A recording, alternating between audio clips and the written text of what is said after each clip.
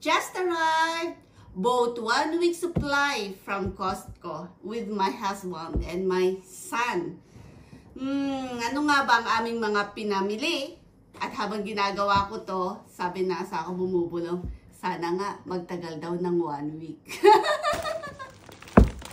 Unahin ko i-flex ang laman ng aming Costco bag.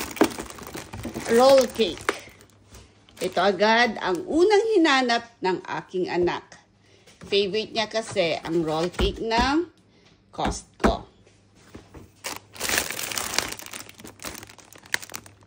Para sa vegetable salad natin, at least prepared na. Dressing na lang.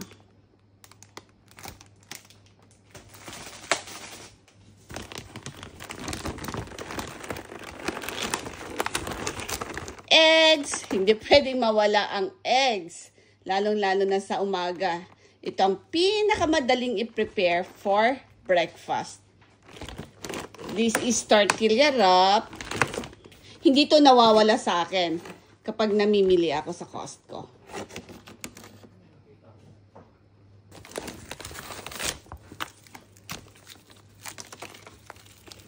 Longganisa.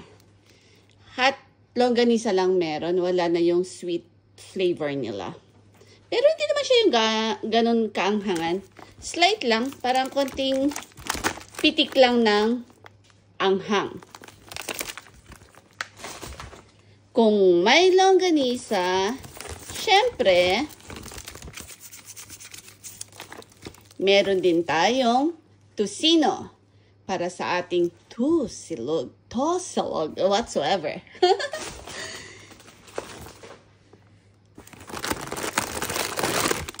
Burger. Kung wala akong time gumawa ng burger, at least may ready-made na.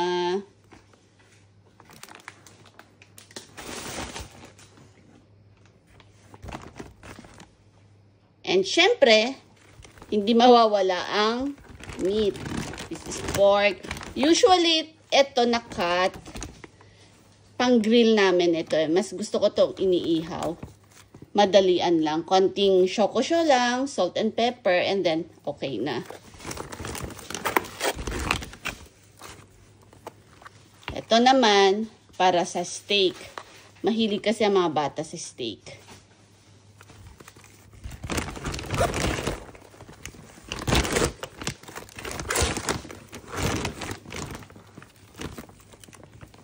This is pork pa rin, spare ribs, yan.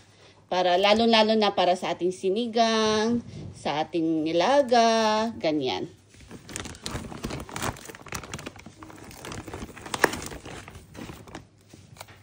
And,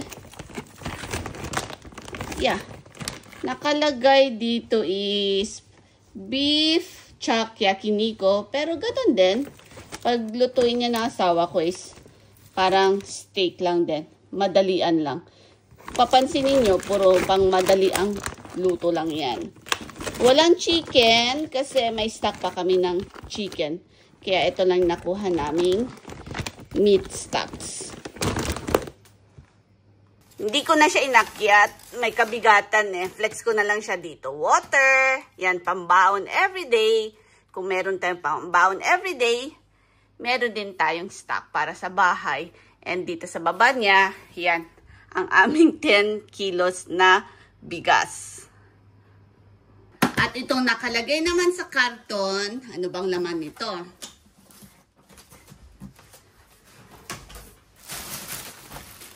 Dinner roll. O ikang tawag ko dyan ay pandesal. 2 packs kasi mabilis lang yan maubos. For the meantime, itong isang pack, ilalagay ko yan sa freezer. Tapos, painit na lang kung ilan ang kakainin sa oras na yon.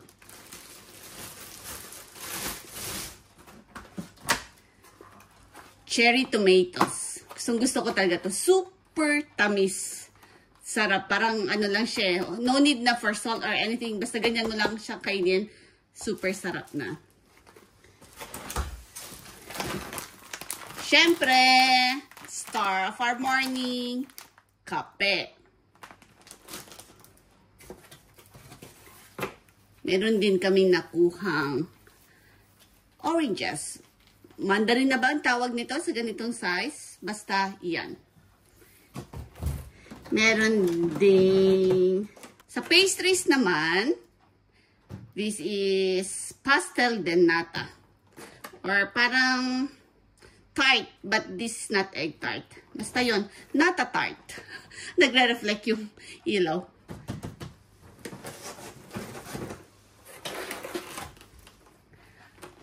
Choco chips na mga bata. For sure. Saglit lang na naman to sa kanilang tatlo. And here, and mahilig yung asawa ko sa apple pie or anything basta apples. Ayan. Siya mismo kumuha nito. Apple straddle. Apple straddle daw yan. Yeah, masarap to. Lalo na kapag medyo i-toast mo pa, ganyan. Ang mainit. And syempre, box of KitKat. Kasi, eto naman, inilalagay ito na asawa ko sa obento ng kambal sa kanilang baon everyday. Parang pinaka-dessert na rin nila, ganyan. Ilang packs ba ang laman? So, kumbaga, yung isang box na to is 66 pieces ang laman na may 11, tama ba? 11 pieces? 6 packs na may 11 pieces. Ganun ba? Oh, yes. Ang isang pack may 11 pieces of KitKat. Tapos, ilang pack ang laman ng isang box? 3, 4, 5, and 6. Tama nga naman. Tama nga naman. Siyempre, tama yun. 5 and 6. At dahil, alam ko rin naman na pagod na namili, wala na namang time magluto, kaya namili na rin kami ng instant dinner. Girls, pinili nila itong paella. Laki ng hipon. Sakto lang sa girls namin to. Dalawa sila. And, my son, gusto niya talaga itong chashu. Siya talaga namili niyan. So, mamaya, i-slice-slice ko lang to at itatap ko lang yan sa mainit na rice. Ganyan. Ito kasi is natira to na chicken sticks. Nabili namin kanina sa food court. Di na niya naubos. Masyado marami kasi. Punong-puno yan.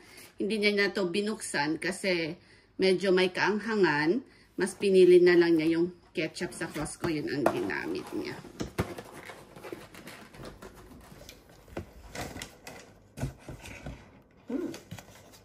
Pwede na yan. Yun lang ang aming pinamili na stock for 1 week. At gaya ng sabi ng asawa ko, sana nga aabot nga talaga ng 1 linggo. Time for me to pack and unpack. Lalo na yung mga meat, kailangan ko na yan i-repack at para may stock na natin yan sa ating freezer. That's for today. Thank you for watching. Till my next vlog.